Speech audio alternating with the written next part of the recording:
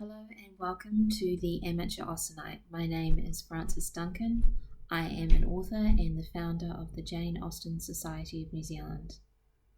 However, I am underqualified for my job as I am and have always been an enthusiastic amateur.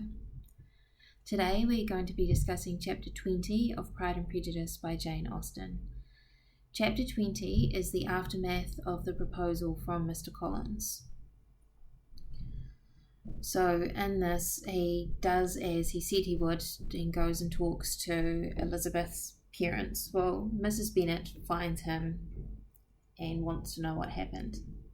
And then Mrs. Bennet goes to talk to Mr. Bennet, who then calls Elizabeth down.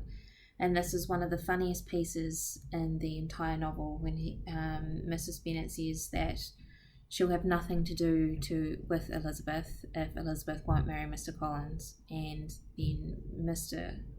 Bennet replies with, "An unhappy alternative is before you, Elizabeth. From this day, you must be a stranger to one of your parents. Your mother will never see you again if you do not marry Mr. Collins, and I will never see you again if you do." Now, I know Mr. Collins isn't the most handsome of men or charming, but it would be a good match for Elizabeth.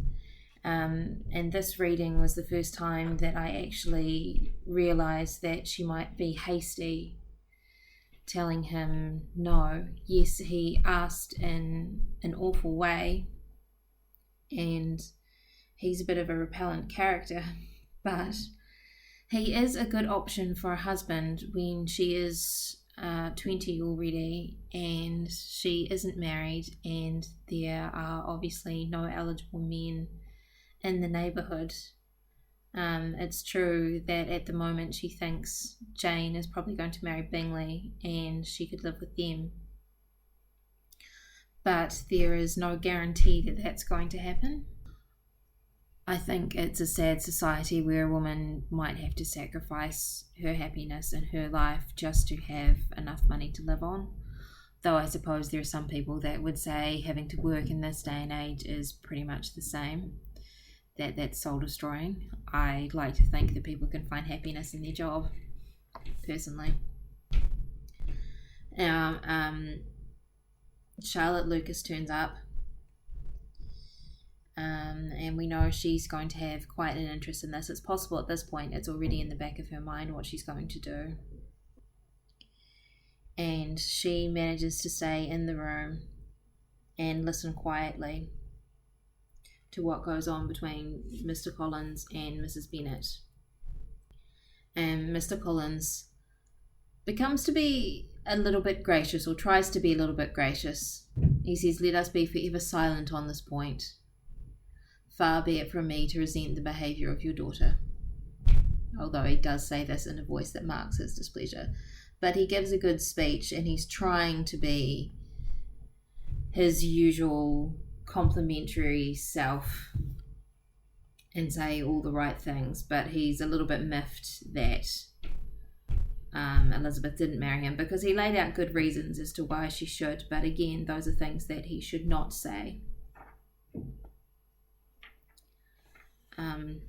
That's basically all that happens in chapter 20. It's just the aftermath of the proposal, and it's a bit, I think Mr. Bennet as well is a bit shocking in his response.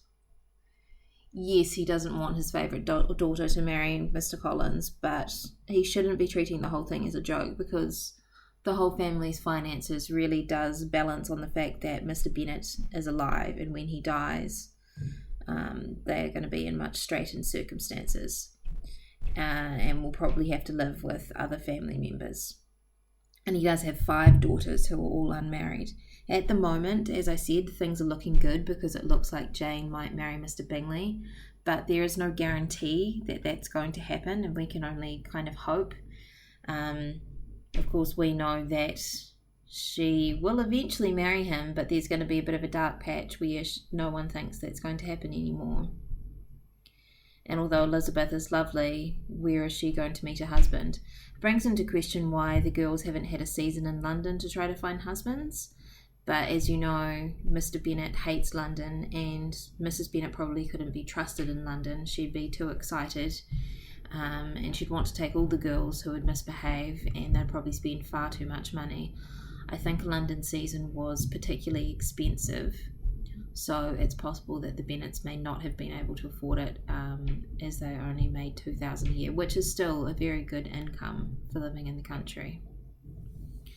And that is my summary of Chapter 20 of Pride and Prejudice by Jane Austen.